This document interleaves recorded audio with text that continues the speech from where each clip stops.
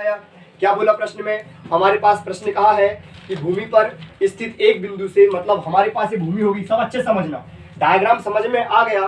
त्रिकोणमिति के अनुप्रयोग जो है, हाइट एंड डिस्टेंस, ये वाली चैप्टर या फिर ये वाला जो चैप्टर अपना, इस चैप्टर पे यदि तुमको डायग्राम समझ में आ गया तो पूरे के पूरे सवाल बन जाते हैं। बहुत ज्यादा सिंपल होते हैं सवाल, बहुत ही ज्यादा सिंपल।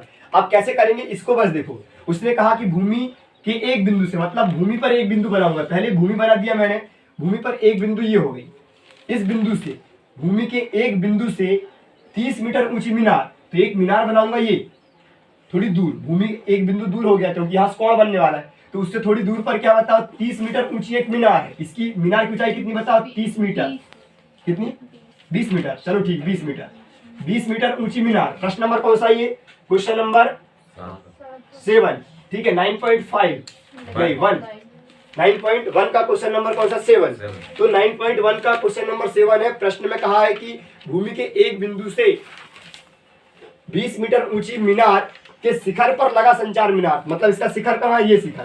तो कहने का मतलब घर के ऊपर एक टावर लगा हुआ है। संचार मीनार मतलब टीवी टावर जानते हो ना, पहले लगते थे एंटीना, वही लगा हुआ है। समझ में आया कि नहीं आया? तो शिखर पर एक टावर लगा हुआ है, ये लगा एक टावर शिखर पर। ये यहां तक क्या होगी बताओ अपनी? ये होगी अपनी यहां तक भवन। तो भवन के ऊपर लगा एक क्या? संचार मीनार। तो संचार मीनार को इस बिंदु से बोल रहा है वो, प्रश्न भी खत्म नहीं किया। प्रश्न ऐसा बोल रहा है कि भूमि पर स्थित एक बिंदु से 20 मीटर ऊंचे मीनार के शिखर पर लगे संचार मीनार के, मतलब भवन के ऊपर लगे संचार मीनार के आधार, तो संचार मीनार का आधार ये है और ये उसका शिखर है। संचार मीनार का आधार ये कहलाएगा और ये शिखर कहलाएगा। तो प्रश्न में कहा कि उसके संचार मीनार के आधार और शिखर के उन्नयन कोण, मतलब कि यहां से पहले आधार में और यहां से पहले फिर बाद में शिखर में, मतलब यहां से एक बार उसके आधार को देखा जाता है और फिर वहीं से उसके शिखर को देखा जाता है। तो उन्नयन कोण पहले इसमें बनाया उसने, छोटे नीचे वाले में, तो उन्नयन कोण 45 अंश और 60 अंश का बनता है। समझ में आया कि नहीं आया? तो क्या याद करना है? तो ज्ञात करना है कि हमको, तो मीनार, संचार मीनार की ऊंचाई मतलब ये ज्ञात करना, इसको मान लेंगे अपन h, ये याद करना है। समझ में आया कि नहीं आया? ठीक है। अब हमारे पास टोटल लंब भी लंब दिया है, आधार तो दिया नहीं है, कर्ण भी नहीं दिया है, तो आधार या कर्ण को किसी को भी x मान लो। तो चलो हम मान लेते माना उसका आधार कितना है? x मीटर है। तो हमारे पास लंब और आधार हो गया, मतलब लगाएंगे tan थीटा। लेकिन चित्र कितने बन गए? 2। एक डायग्राम बना अपना यहाँ से यहाँ तक और दूसरा बना ये वाला, दोनों त्रिभुजों को लेके चलना है, अपना आंसर आ जाएगा। ठीक है, कैसे करना है देखो, नामकरण कर दे रहा हूँ। पहले मान लेंगे अपन, माना कि अपने पास क्या बताओ, AB एक भवन हो गया और C एक बिंदु हो गया, ठीक है, और AD क्या हो गया बताओ? संचार मीनार। समझ में आया कि नहीं आया? AD संचार मीनार हो गया। तो हमको जो पूरी दूरी है, मतलब यहाँ से D से लेकर के B तक की दूरी, ये कहना जाएगी टोटल दूरी, यहाँ से यहाँ तक h और यहाँ से यहाँ तक 20, मतलब टोटल हो गया 20 धन h। किसके समझ में नहीं आया? ये टोटल दूरी कहला जाएगी अपनी 20 धन h मीटर। नहीं आया समझ में? ये वाला बिंदु क्या अपना बताओ? पॉइंट A है, ठीक है ना? समझ में आ गया कि नहीं आया? डायग्राम समझ में आया सभी के? ठीक है, सॉल्व कर लेंगे इसका। सॉल्व कैसे होगा देखो, सब अच्छे समझना, जहां समझ में नहीं आएगा वहां बताना। सॉल्यूशन में, सॉल्व में पहले हम मान लेंगे, माना कि क्या मानेंगे बताओ, फिर दिया कर लिख दो। ठीक है, सॉल्व में दिया है लिख दो। क्या दिया बताओ? मीनार की ऊंचाई दिया है, क्या दिया? मीनार की ऊंचाई। मीनार की ऊंचाई मतलब क्या? AB, ये दिया ना हमको, AB का मान कितना दिया बताओ? 20 मीटर। ठीक है, तथा बाकी बात हम मानेंगे। ठीक है, समझ में आया कि नहीं आया?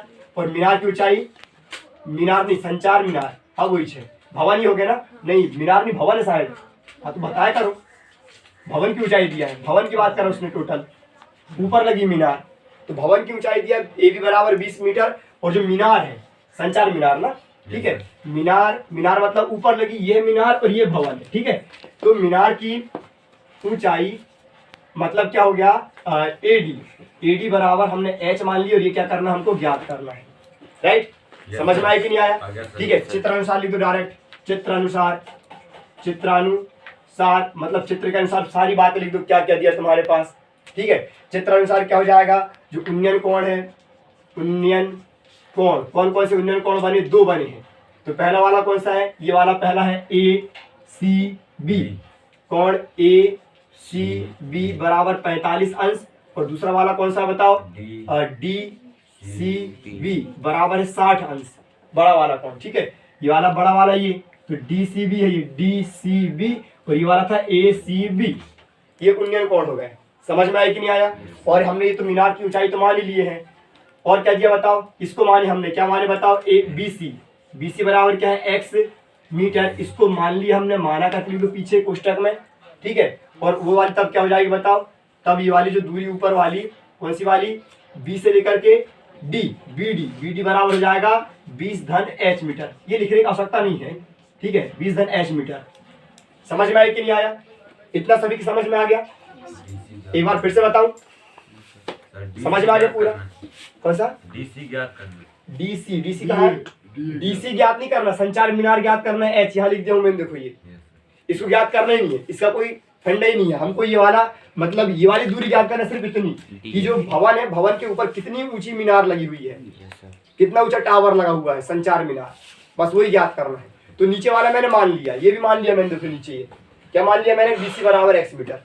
अब ज्यादा कुछ नहीं करना, तुम्हारे पास बन गए दो चित्र, दो त्रिभुज, एक त्रिभुज को पहले हल करो, 45 वाला यदि तुम्हारे पास है पहले 45 वाला हल करो, उसके बाद फिर अन्य को हल कर लो, क्योंकि 45 के बारे में मैंने कल भी एक विशेषता बताया था, ठीक है, उसका जो tan 45 का मान होता है एक अंक मतलब उसका आंसर आ जाता है इक्वल आ जाता है ना, ठीक है। तो जब ये वाला 20 मीटर है तो ये वाला 20 मीटर कहला जाएगा वो ऑटोमेटिक एक्स का मान। तो पहले 45 वाली लगा लो, क्या लगाएंगे बताओ, त्रिभुज लिखेंगे यहाँ पे, त्रिभुज कौन सा वाला, 45 वाला, त्रिभुज ए बी सी में, त्रिभुज ए बी सी में लगाएंगे tan थीटा। अब कॉस और साइन क्यों नहीं लगा रहे, क्योंकि हमारे पास ये वाले त्रिभुज की बात कर रहा हूँ, ऊपर वाला त्रिभुज भूल जाओ, सिर्फ इस त्रिभुज को याद रखो, ये 20 मीटर हो गया, ये हो गया x मीटर, ये है 45 अंश, बाकी सारी चीज यहाँ की भूल जाओ, ए बी सी, इसमें लगाएंगे tan थीटा, क्योंकि लंब और आधार की बात कर रहा है, तो tan थीटा बराबर क्या हो जाएगा, tan थीटा बराबर हो जाएगा लंब बटे आधार, tan को tan लिखेंगे, थीटा का मान कितना है 45 अंश, बराबर थीटा है ना 45 अंश, बराबर लंब, लंब मतलब हो गया ए बी और आधार मतलब हो गया बी सी, मान रख लो, tan 45 का मान होता है 1, ए बी का मान है 20 और बी सी का मान है x का पक्षांतर करेंगे, भाग वाला गुणम चला जाएगा, x एकम x मतलब x का मान भी आ गया 20, बताया था मैंने, x मीटर 20 मीटर सॉरी, ठीक है, ये 20 मीटर अपना, इसको ज्यादा समीकरण 1 मान लिया, फिर ब्रैकेट्स में ऐसा पैक कर लो। समझ में आया कि नहीं आया? मतलब ये दूरी निकल गई, ये भी 20 मीटर होगी ना। अब बचे अपने पास ऊपर वाला, तो यहाँ से एक लाइन ऐसे डाल दे रहा हूं मैं, तथा करके देखो एक और त्रिभुज अपने पास बचा है, उस त्रिभुज को हल करो। त्रिभुज कौन सा वाला, बड़ा वाला, मतलब अब ये बीच वाली लाइन को भूल के और ये वाले बिंदु को भूल जाओ और ये ऐसा करके बड़ा करके ये ऐसा मान लो।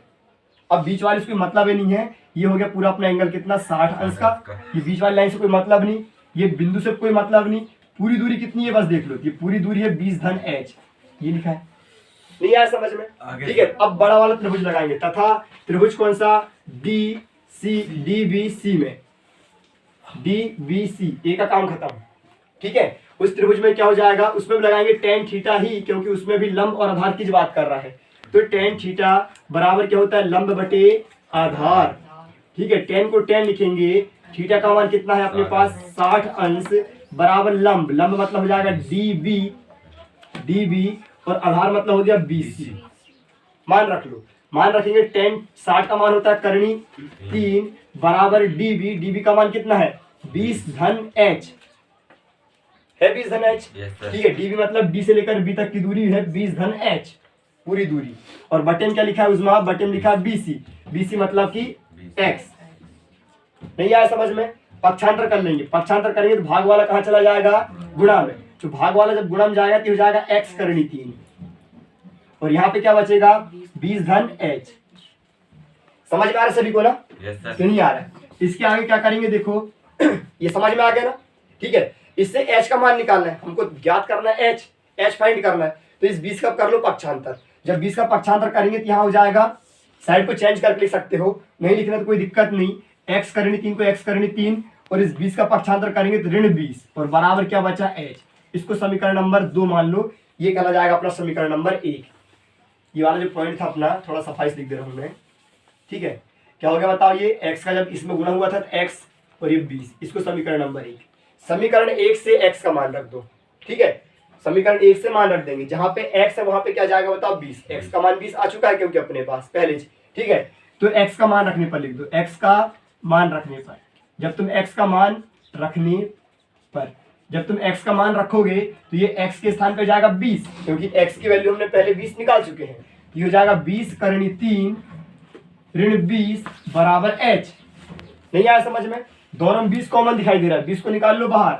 जब 20 बाहर चला जाएगा तो ये बनेगा करनी 3 minus 1 equal to h। That's our answer. h बराबर, इसको उस साइड लिख दो, 20 पुस्तक में करनी 3 ऋण 1 मीटर। इतना मीटर अपनी भवन की, सॉरी किसकी, मीनार की ऊंचाई। समझ में आया कि नहीं आया? क्या समझ में आया बताओ? कि हमारे पास ये सवाल दिया हुआ है, समझ में आया ना? एक बात फिर अच्छे से समझ लो, जो प्रश्न देता है उसके अकॉर्डिंग हमको क्या करना है, डायग्राम बनाना है। डायग्राम के अकॉर्डिंग यहाँ पे लिखना है। डायग्राम बनाने के अकॉर्डिंग फिर यहाँ पे हम क्या कर देंगे, आ जाओ, ठीक है। हम डायग्राम बना के यहाँ पे क्या करेंगे बताओ, लिख लेंगे। समझ में आया कि नहीं आया? समझ में आया ना? यहाँ पे क्या करेंगे, जो डायग्राम के अकॉर्डिंग यहाँ लिख देंगे। ज्यादा कोई प्रॉब्लम जाती है, चित्र अनुसार डाल दो, चित्र अनुसार सारी बातें लिख दो, ठीक है। चित्र के अनुसार हमने कौन सी दूरी को क्या क्या माने और क्या क्या दिया हुआ है, सारी बात यहाँ पे लिख दो। उसके बाद जो तुम्हारे पास 2 त्रिभुज बचे रहते हैं उन दोनों को हल कर लो। ये रट्टा मत मारो, पहले त्रिभुज ABC ही करना है। पहले ये वाला त्रिभुज करोगे तो भी कोई प्रॉब्लम नहीं है। समझ में आया कि नहीं आया? मतलब हमको क्या करना है, कोशिश करना है कि यदि 45 अंश वाला दिया पहले 45 अंश वाला करो, क्योंकि 45 अंश वाले से हमारा x का मान डायरेक्ट निकल जाता है या h का मान निकल जाता है, कोई भी एक बार, ठीक है ना? समझ में आया कि नहीं आया? वो निकल जाएगा अपना। फिर उसके बाद दूसरा वाला त्रिभुज लगाओ, उसको हल करो, जितना हल हो सकता है उतना हल करो। उसको समीकरण 2 मान लो, समीकरण 1 से मान उठा के 2 में रखो, आंसर आ जाएगा। हर एक सवाल ऐसे ही है, इसके बाद वाले लगभग डबल कोण वाले ऐसे मान आते हैं, ठीक है? ठीक है आकाश?